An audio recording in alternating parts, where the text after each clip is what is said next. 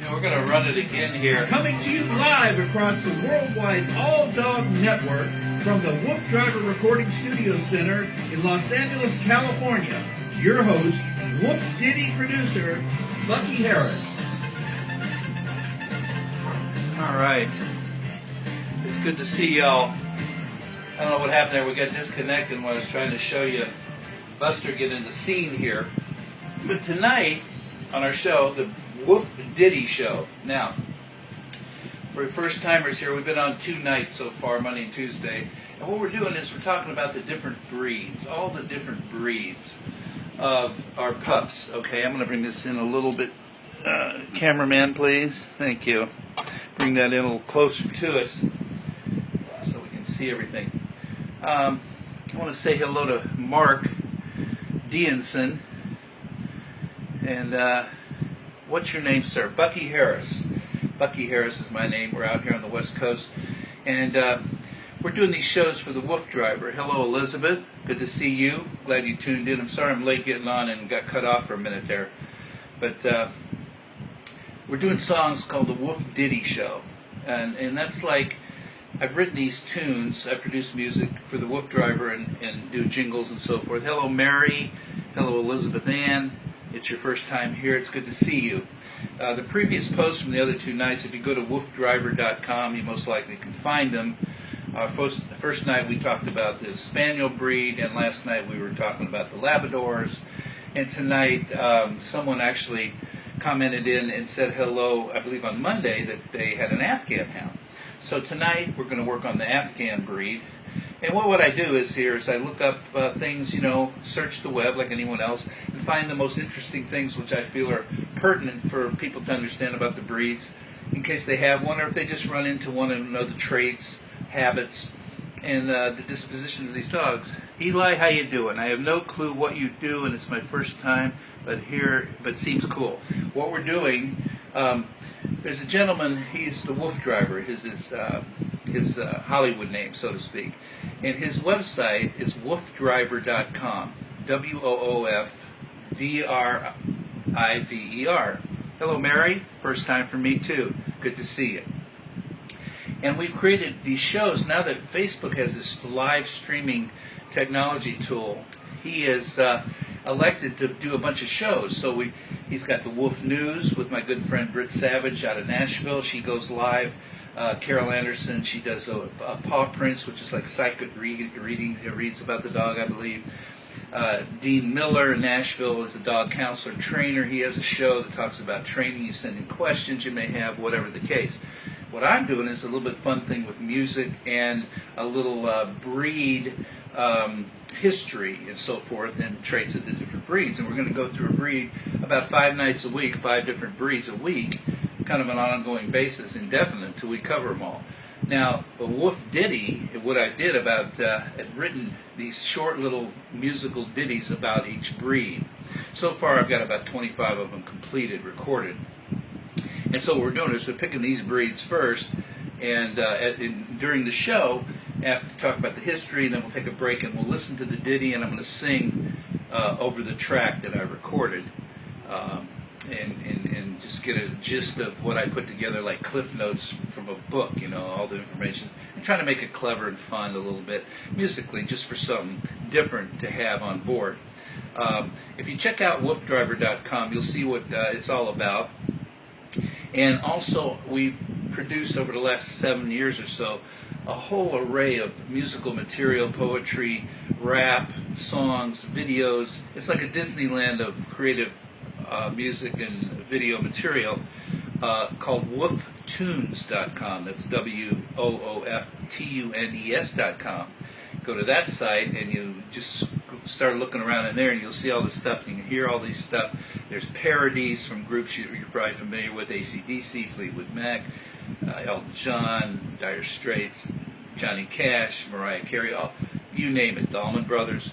And the WooF Driver had created all these thoughts in his mind about talking about his dogs. Now, he has huskies, and we're going to have a husky night too pretty soon, about the husky breed. And he just loves all breeds of dogs. So he's got this whole enterprise going on to present information about the dogs and the love of dogs and the fun and how all the things about them that you can do that you probably didn't even heard of. And I hadn't when I first met him. So I've learned a lot and elected to do the show for him and write these ditties that hope the audience will enjoy. So a couple things. If you have comments, ask me anything. If you have a breed that you'd like me to do a show on, please send it in. We'll get to it as soon as possible. There's going to be a schedule on the WooF Driver site of what's going on where with all these different live feeds between the WooF News, the dog counseling training, the psychic readings on dogs, so forth and so on, and my WooF Ditty show. I try to get on around 7:30, obviously to 7:45 to 8 o'clock nightly Pacific time. I'm in the LA area. So I'm going to get started tonight. First thing I'm going to do is we're going to take a look at some of the history of the Afghan.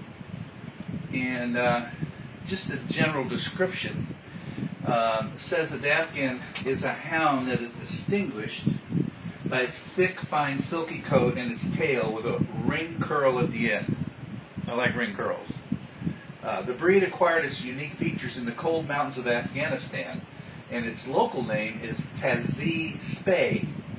Now, one of the things I've learned so far about examining these breeds, there's just these names, there's Latin, there's different derivation of these names they come up with from the Europe and wherever, Asia, all over the world, for that matter, and also some of the characters that first bred all these dogs. I mean, there's names I've never heard of, and we'll probably run into some of those tonight. Other alternate names for this breed are Coochie Hound, Tazi, Baka Hound, Baluki Hound, Barakzi Hound, Shalgar Hound, Kabul Hound, well, Kabul is one of the cities there, Gandalay Hound, not Mandalay, Vegas, Gandalay Hound, and sometimes incorrectly people call them African hounds. Instead of Afghan, African, but it's Afghan, we know that. And so that's just the basic intro to that. Some of the history. The Afghan hound has been identified as a basal breed, a basal, B-A-S-A-L, not like basil you put on your bruschetta, but basal breed. This predates the emergence of modern breeds in the 19th century and is mostly closely related to Saluki. Again, these terms, you can look them all up and define them, but let's just, for argument's sake, just keep going here. Today's modern purebred breed of Afghan hound descends from dogs brought to Great Britain in the 1920s, which King Amanullah, of the Afghan royal family, gave away as gifts. So come on over to my palace and I got a gift for you. It's this beautiful Afghan hound. How do you like that? Some have been kept as hunting dogs and others as guardians, Now, although the breed is demonstrably ancient, verifiably written and visual records that tie today's Afghan breed to specific Afghan owners or places are absent. There is much speculation about the breed's origin and possible connections with the ancient world among financiers, and non-scientific breed books and breed websites. A name for a desert coursing Afghan hound, Tazi, suggests a shared ancestry with a very similar Tazi breed from the Caspian Sea, Caspian Sea area of Russia and Turkmenistan. Now these are places, Turkmenistan, I'm not sure where that is, I have to look that up. So this is all old history, before we were even here in the United States and so forth. Other types of breeds of similar appearance are the Taigan from the mountainous Tian Shan region of the Chinese border of Afghanistan. So you can get an idea of kind of where this breed originated over yonder, over there. Now this is interesting. There are at least 13 types known in Afghanistan, types of these, and some are being developed through breeding and record keeping into modern purebred breeds. As the lives of the people with whom these dogs develop change in the modern world, often these land race types of dogs lose their use and disappear, and there may have been more types of long-haired sight hounds in the past. Okay. Once out of Afghanistan, the history of the Afghan hound breed, okay, becomes an important part of history, even as of the very earliest dog shows in the Kennel Club in the UK. Various sight hounds were brought to England in the 1800s by army officers returning from British India, Afghanistan, and Persia, and they were exhibited at dog shows, which were then just becoming popular under various names, such as Barazuki hounds, and they were also called Persian greyhounds by the English. Okay. Now, one dog whose name in particular was Zardin, Z-A-R-D-I-N, that was his name. He was brought here in 1907 from India by Captain Barif, okay, and became the early ideal of breed type. So this guy Zardin was one of the first ones who apparently was a great breed dog, and for whatever reason, he was probably perfect in every way, so to speak, for what is still created and called the Persian Greyhound. Zardin was the basis of the writing of the first breed standard in 1912, but breeding of the dogs was stopped by World War I. Okay. Now what I'm going to do here in just a few minutes, I'm going to play the ditty, break up the show with this musical ditty, in order for you to just have a little laugh and fun. Now this one in particular, I'm going to stop right here and do that. It's rather long. It's not like a real short one. So I have to have the lyrics here, of course, because it's a long one. Okay. And we're going to go ahead and start this in just a second here. And I'm going to try to sing along with this track best I can. Okay, we're ready to go here. This is what it's going to be like. Okay, I'm just going to go for it. I'm going to do it another couple of times during the show, break it up so you can do it. Then this song, this ditty, will be posted on the WooF Driver site with the lyrics, so you can go back and listen to it. If you don't understand the lyrics as we go through it here, you'll be able to do that later. Okay? So here we go. Let's see what we got here. Alfred the Afghan is my main man. Alfred the Afghan hound, considered an aristocrat sight hound. He's tall and slender with a top knotty on his head. When he lies down to sleep, he takes up most of his bed. Alfred the Afghan is my main man. Alfred the Afghan hound. Alfred the Afghan hound. He's dignified and aloof. Alfred's an aristocrat, and he has his proof that he's an excellent runner who can chase the game. Oh, even on rocky terrain, with a double suspension gallop, his gait is elastic with a dollop. That's right. He's Alfred the Afghan, my main man, Alfred the Afghan hound. Alfred the Afghan, Alfred's resemble. Yeah, here we go. Alfred the Afghan hound. Here we go. Now Alfred the Afghan, almost resemble a cat in his independent nature. He's not too rough with children, so just keep an eye on him just to be sure. Alfred the Afghan hound, he's the main man, he's a main man. His high collars and short back allow him to turn easily and jump back at very nice. He's a really extremely fast runner. Alfred the Afghan hound, my main man, Alfred the Afghan hound. Yeah, he's 4,000 years old. I love him and really his fan. I'm really his fan. Alfred the Afghan, he's the main man. Alfred the Afghan hound. Alfred the Afghan hound. He's my main man. Alfred the Afghan hound. He's my main man.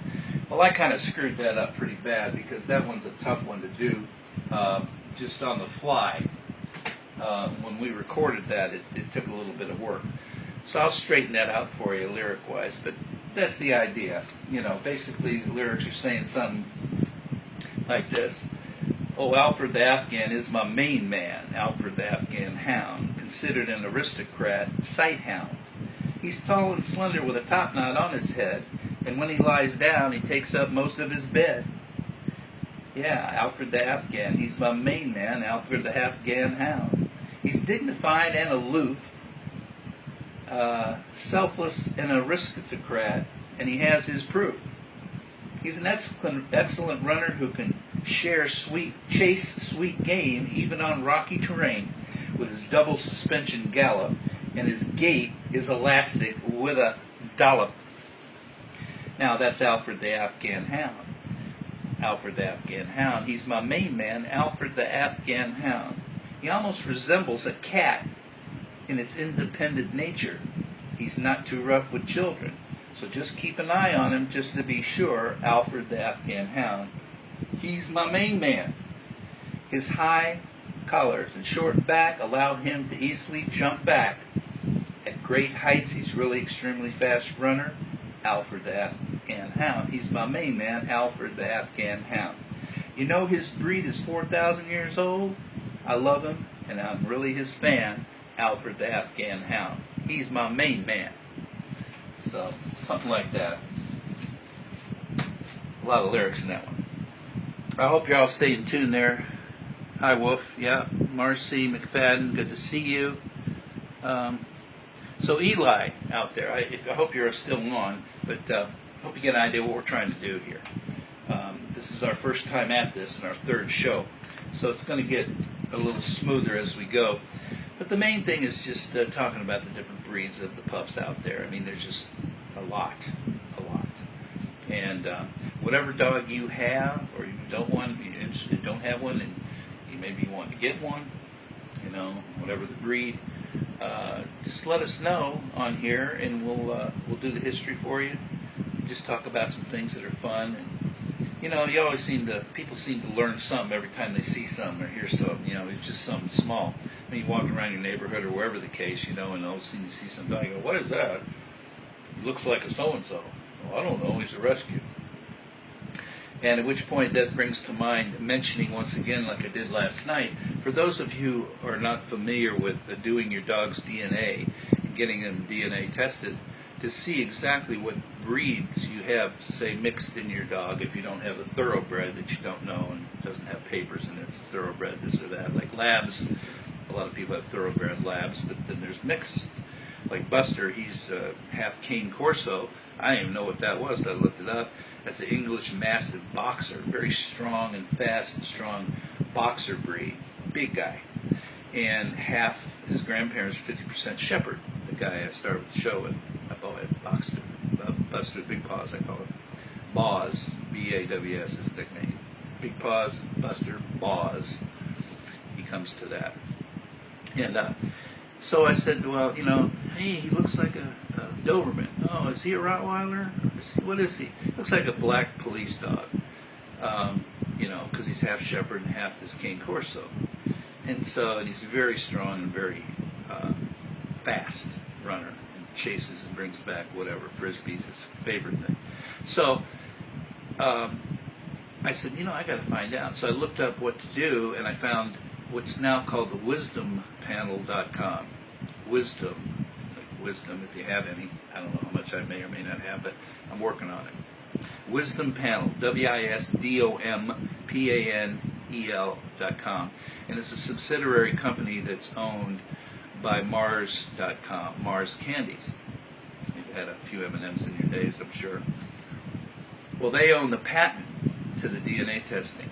They're the ones that own the patent. So what you do is you look up wisdompanel.com. You can order online. I don't know how much it was, $65 when I did it. They'll send you a package with a swab, little swab, big Q-tip things. You swab inside the jaw of your dog, and you put it immediately back in the envelope, seal it. You send it back to them, and then you log on and you make your own site with your login and password like any other thing you do. And keep track. Once it's received, they send you an email. Step 1, received. Step 2, it's in process. Step 3, it's been done. Step 4, 3 to 4 weeks or whatever it takes. You keep an eye on it. Send an email when your results are ready. You go on, you open it up, you can see all the information about your dog that they derived from doing the DNA sample. And it's amazing what you'll learn and see what's in your dog, especially if you have a mutt, mixed breed, rescue, whatever the case, and you don't know exactly what the mix is, because it's, well, it looks like this and looks like that. Very interesting stuff. It's worth the money. And then when not only you know, but then your vet knows, you know, and you know the traits, you know if it's susceptible to certain genetic allergies just by default, or could be, whatever the case, things to look for, what kind of foods they shouldn't have, like, whatever the case, how much exercise they need, all the things that you need to learn about your breeds. And it's great stuff to have. Most people aren't aware of that. So wisdompanel.com, I recommend you at least take a look. If you don't, sign up for it and get it done.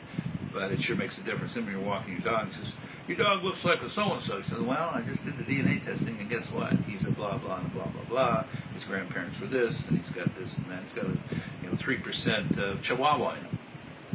Who knows, over the years how that works. So there we are. So back to the Afghan Hound, okay?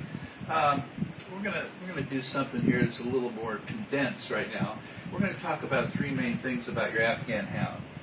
Care, short and sweet, feeding, and grooming, things like that. And depending on the size of your dog as an adult, you are going to want to feed them a formula that will cater to their unique digestive needs through the various phases of their life. Many dog food companies have bred-specific formulas for small, medium, large, and giant dogs. The Afghan Hound is a large dog.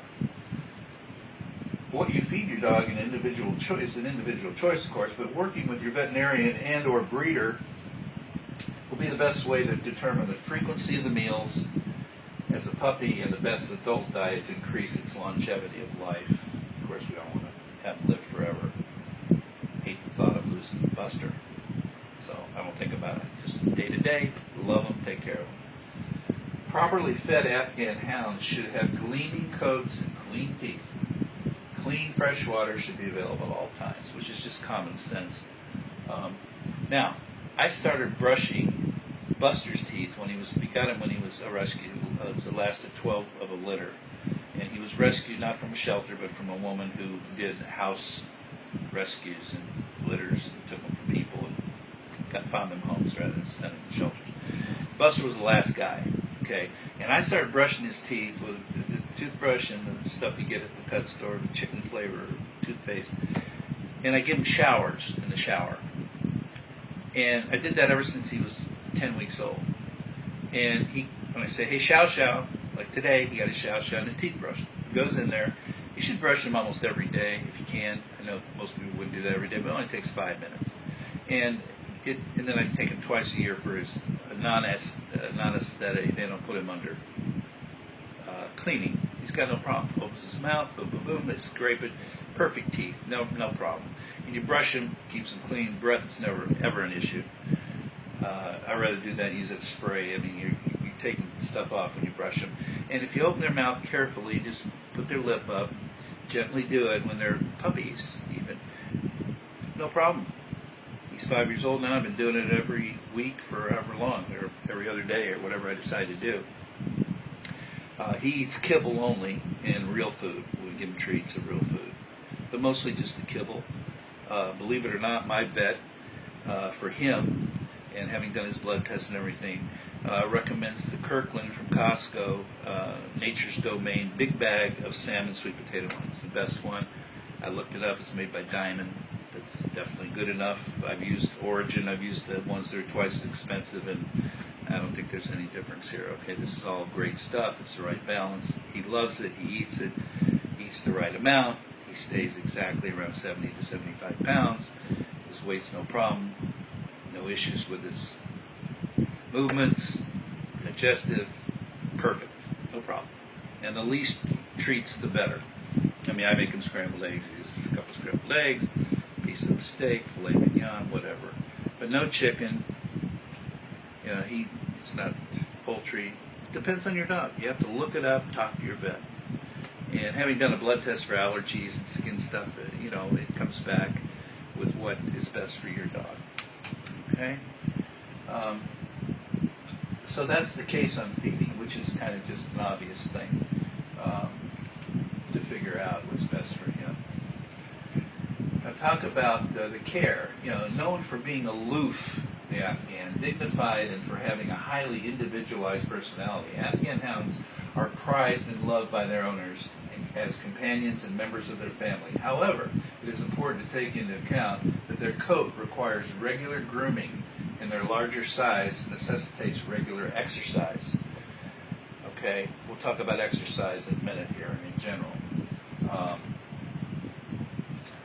What I do with Buster, and I use him as an example because he's a high energy guy, super high energy, super muscle strong, because he exercises every day. Now, I might walk him occasionally, but he wants to walk and pull and trot or run faster than I can do it.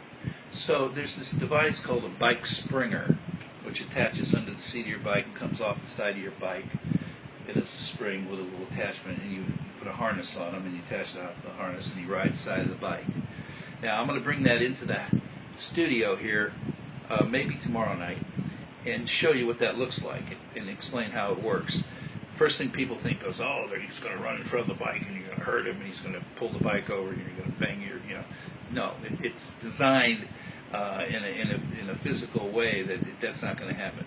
The ergonomics of the physics of how this device works, it won't happen. And I've been running him since he was 10, 12 weeks old, from a little pup to what he is now. And he loves it. So I can go as fast as I want, run, sprint real fast, slow down, have him trot, have him then walk slow, whatever I want to do with my bike. So not only is he getting the right exercise at his pace, and I usually do a little over a mile each morning, or I might do it twice a day in the evening if it's cool, and it just works. And he feels great, he's got great energy, and it's so healthy for him. Okay, so a lot of people have never seen a bike springer, don't even know what it is, but once they see it, especially if they have a dog that likes to go fast. Now, I'm not saying you need it for a small poodle or a chihuahua, but medium to large dogs, they will love it, especially if they want to pull, regardless of how you train them, if the heel and all that kind of thing, and it's wonderful. But they're not getting that right exercise just by walking slow, okay?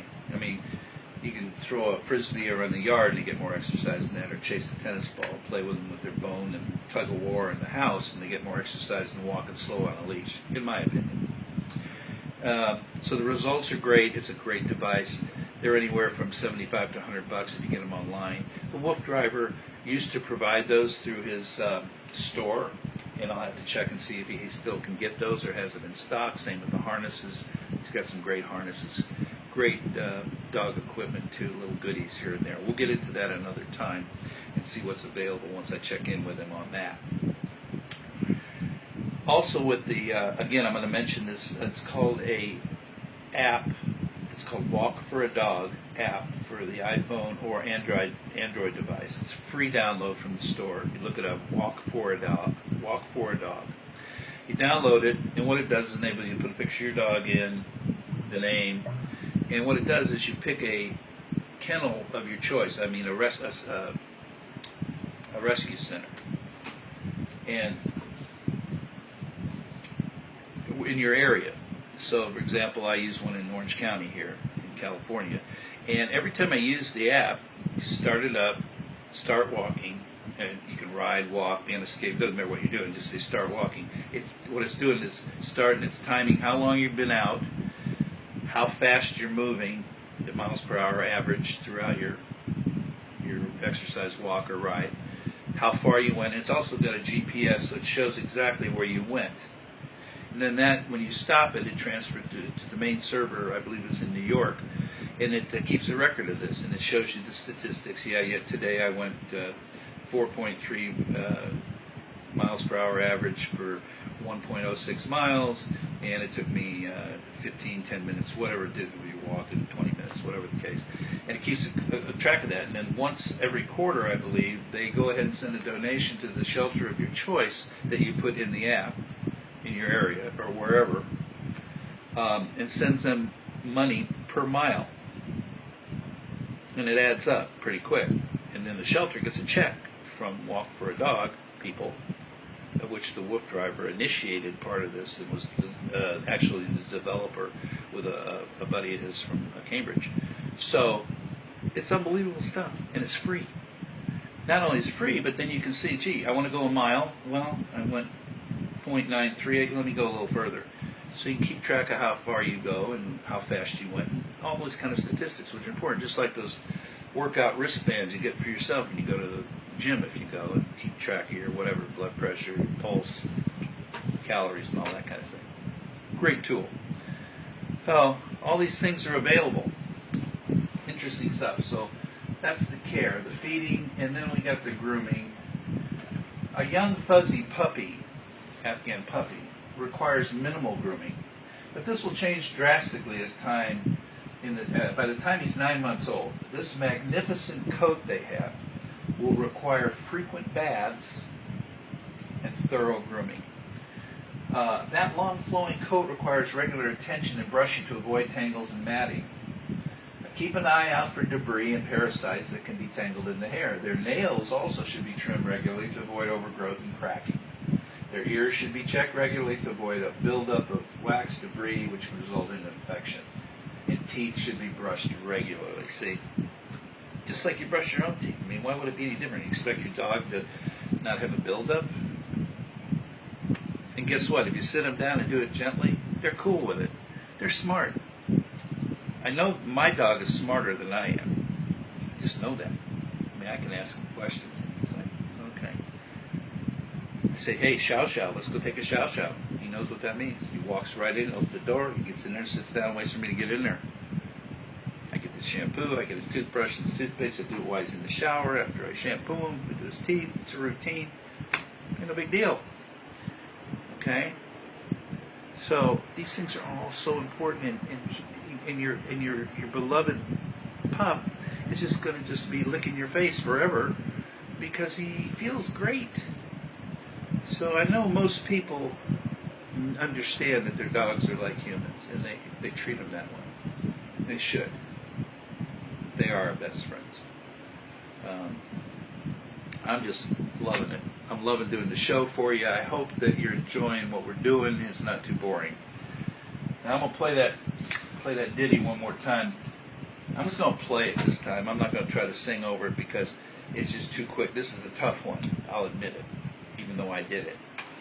We'll just play it one more time. It's about Alfred the Afghan Hound. Okay. Alfred the Afghan. He's my main man. Okay. Let's see here. We get him going here. And Alfred the Afghan is my main man. Alfred the Afghan Hound, considered an aristocratic saint hound. He's tall and slender, a slave he popped out on his head. And when he lies down to go to sleep, he takes up most of his bed. Alfred the Afghan is my main man. Alfred the Afghan Hound. Alfred the Afghan Hound. He's dignified and aloof. Alfred's an aristocrat, and he has his proof. he has the proof.